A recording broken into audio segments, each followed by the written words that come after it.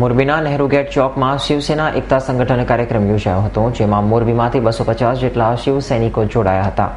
મોરબીમાં આવેલા નહેરુ ગેટ ખાતે શિવસેના એકતા સંગઠન કાર્યક્રમ યોજવામાં આવ્યો હતો. તેમાં રાજકોટના જીમી અડવાણી અને તેમની ટીમ સાથે મોરબી ખાતે ઉપસ્થિત રહીને મોરબીમાં બી ડિવિઝનના ઉપપ્રમુખ તરીકે કમલેશભાઈ આહિરને જાહેર કર્યા હતા અને જિલ્લા પ્રમુખ તરીકે દિગુભાને જાહેર કરવામાં આવ્યા હતા. જ્યારે મોરબીના જુદા જુદા વિસ્તારમાંથી 250 લોકો જોડાયા હતા, ત્યારે મોરબીના બી ડિવિઝન શિવસેનાના પ્રમુખ જયદીપભાઈ રાજગોર તરીકે જાહેર કરવામાં આવ્યા હતા અને આ કાર્યક્રમમાં શાંતિપૂર્વક નીવડે તેના માટે મોરબી એ ડિવિઝન પોલીસ સ્ટાફ પણ ત્યાં હાજર રહ્યો હતો.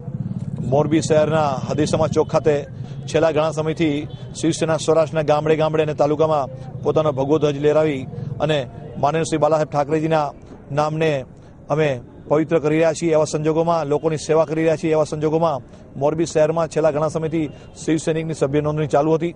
આ અંતર્ગત અહીંયા 250થી વધુ શિવસૈનિકો જોડાઈ જતા શહેર પ્રમુખ તરીકે અમે અહીંયા કમલેશભાઈ બોરીચા અને જિલ્લા પ્રમુખ તરીકે દિગુબાને જાહેર કરી રહ્યા છીએ અને ટૂંક સમયમાં જ મહારાષ્ટ્રી નેતાઓ અહીંયા આવી અનેક અધિવેશન ભરવાની અમે તૈયારી કરી રહ્યા છીએ.